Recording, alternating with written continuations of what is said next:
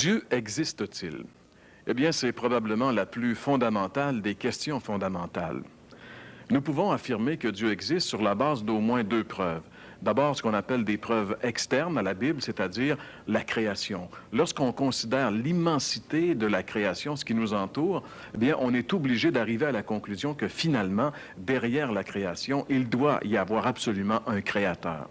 La deuxième raison, elle est interne, c'est-à-dire c'est le témoignage des Saintes Écritures. D'ailleurs, le premier verset de la Bible affirme l'existence de Dieu.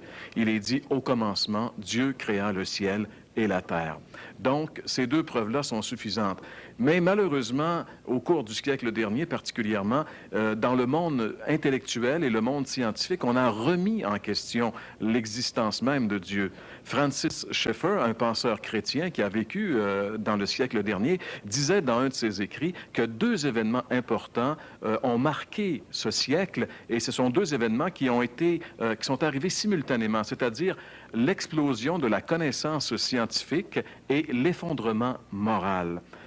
Il y a 2000 ans, au cœur même du monde intellectuel de l'époque, dans la ville d'Athènes, l'apôtre Paul a justement dit ces paroles que nous allons lire ensemble à l'intention de ceux qui remettaient l'existence de Dieu en question. On peut lire ces paroles dans le livre des Actes des Apôtres, chapitre 17, les versets 24 et 25.